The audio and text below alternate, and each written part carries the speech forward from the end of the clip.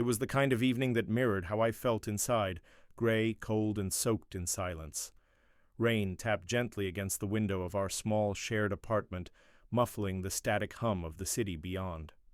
I sat at the kitchen table, phone, face down, still echoing with the last words of my ex. "You never let anyone in, Ayaan, not even me." I didn't argue. She was right.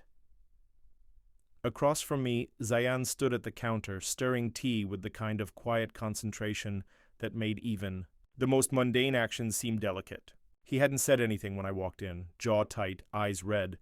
He never did. That was Zayan's way. He didn't force comfort. He offered presence. "You okay?" he asked softly, not looking up. I nodded, though the weight in my chest begged for something more than denial.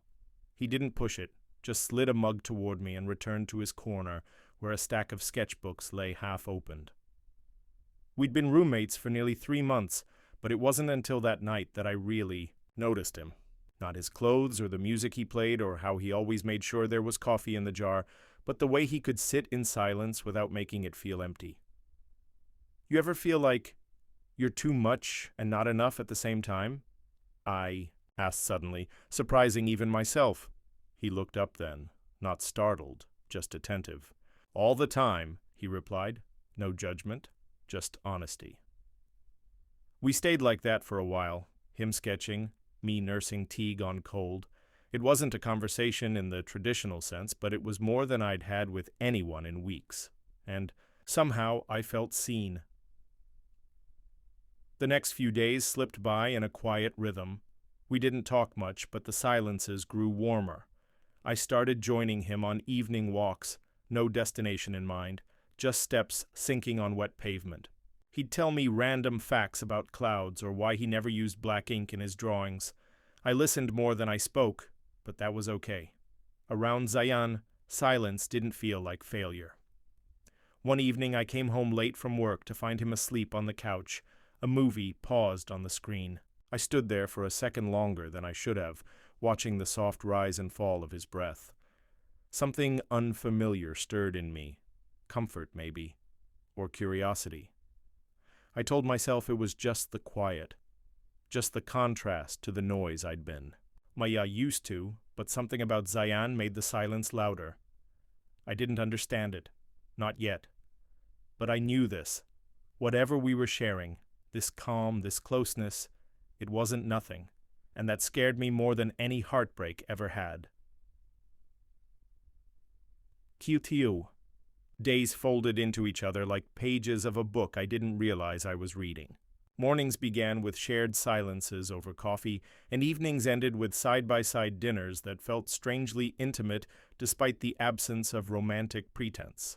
Zayan's presence had become something I subconsciously anticipated, like a habit formed gently, without warning. He spoke little about himself, but when he did, his words carried weight. One evening, while we watched the rain from the balcony, he said, "I used to love someone who never looked back. I stopped naming feelings after that. I didn't ask for more. I just sat beside him, close enough to hear the breath in his silence. For reasons I couldn't explain, I understood him better in those wordless moments than I ever had with anyone else. With Zayan, I didn't feel the need to impress, to explain, or to hide. But confusion began to gnaw at the edges of my certainty. I caught myself searching for him in a room, noticing how his eyes lit up when he talked about art, how his voice softened when he said my name. I'd laugh at a joke and immediately glance at him, not for validation, but for connection. One night, we watched a film, some indie drama neither of us really cared for, but we stayed through the credits. The couch was too small, our shoulders touched, and neither of us moved. I felt the heat of his skin through the fabric of my shirt. A static energy hummed in the silence, making it heavier, charged. I didn't speak, neither did he. But when he shifted slightly and his hand brushed mine, something inside me stilled. I didn't pull away. I didn't even breathe. Later, in bed staring at the ceiling, I replayed that moment in a loop. I told myself it didn't mean anything, that I was just tired, vulnerable, That proximity was not intimacy. But then why had... It felt like a memory I hadn't lived yet. The next morning Zayan was his usual self. Quiet, gentle, thoughtful. But I noticed how he looked at me when he thought I wasn't watching. Not with expectation, but with recognition. I started questioning myself. Not my identity, but my understanding of it. Maybe it wasn't about labels, maybe it was about the comfort in his quiet, the safety in his presence, the pull I couldn't deny. Still, I said nothing. I clung to the stories I'd told myself for years, about what I liked, who I was, what I needed. But the silence between us, it wasn't hollow, it was waiting. And deep down, I feared what might happen if I finally listened. It was a Saturday night when everything began to shift, quietly, then all at once. My old college friends were in town, loud and unfiltered, dragging the past into the present with every joke and bottle opened. I hadn't seen them in over a year, and part of me missed the simplicity they represented. Back then I didn't question myself. Back then, things were easy. Zayan hovered at the edge of the gathering, polite but distant, offering a small smile before disappearing into his room. I wanted him to stay, to see how well he fit into my world. But deep down, I knew he didn't. Not because of who he was, but because of who I pretended to be around them. "So that's your roommate?" one of the guys asked, smirking over the rim of his beer. "He's quiet." "Yeah," I said, laughing lightly. "Kind of like a houseplant, low maintenance." The words left my mouth before I could think. Just a throwaway line, something to get a laugh, and it did. But when I turned toward the hallway, I saw him standing there, still unreadable. He had heard every word. He didn't say anything, just met my eyes for a second too long, then walked away. The sound of his door closing felt louder than anything my friends could shout. The rest of the evening passed in a blur. I smiled, joked, played my part. But inside something was unraveling.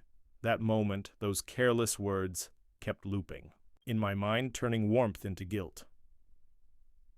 The next morning the apartment felt heavier.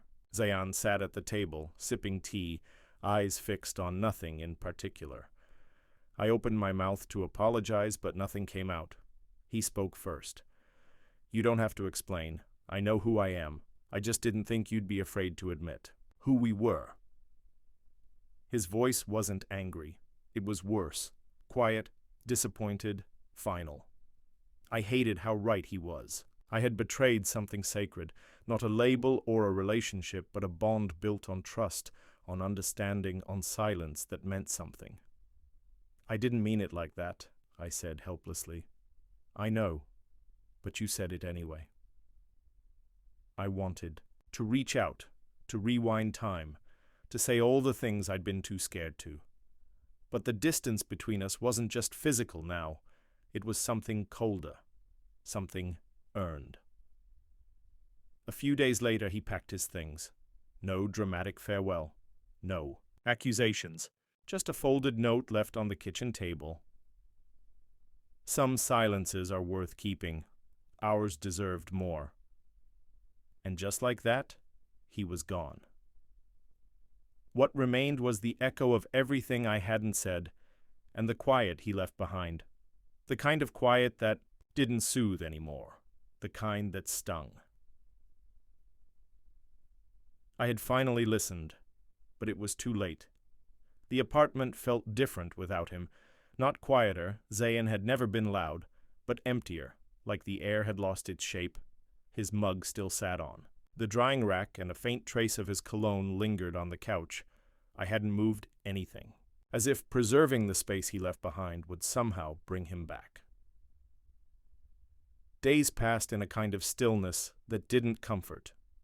I went to work, came home, went through the motions, but everywhere I looked, I found echoes, half-finished sketches. In the drawer, tea bags in the cupboard he insisted were the only proper kind, the playlist we'd once listened to without speaking.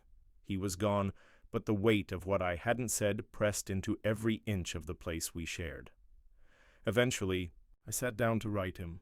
Not to apologize, I'd already done that, but to be honest, truly honest. I told him that I didn't know what to call what we had, that I'd spent so long clinging to who I thought I was, I never stopped to wonder who I might be with him. I told him that his presence changed me, softened parts of me I didn't know existed, and that his absence carved out a space I didn't know I was capable of missing. I didn't send it. I folded the letter and tucked it into the back of a book he once said he loved. It didn't feel like closure, but it was something, a gesture toward truth. Weeks turned into months. Life moved on, but differently. I stopped defining my connections. By expectation, I stopped fearing softness. I allowed silence to exist without needing to fill it. Sometimes I walked alone, retracing the paths we used to take. The city hadn't changed, but I had. I no longer felt like I was waiting to return to who I was. I was learning instead to exist in who I had become. One rainy afternoon, much like the one when it all began, I found myself staring out the same window. For a moment I imagined him there beside me again, hands wrapped around a warm mug, eyes reflecting more than they said aloud. I whispered into the stillness, "I'm still straight." But if what we shared was love, and I think it was, then maybe love doesn't need a label. That thought didn't frighten me anymore. Love, I'd come to understand, wasn't about grand declarations or categories. Sometimes it was a quiet bond, deep and wordless, that changes you without permission. And though he was gone, Zayan had given me something that would never leave. A silence that spoke louder than any goodbye, and the courage, finally, to listen.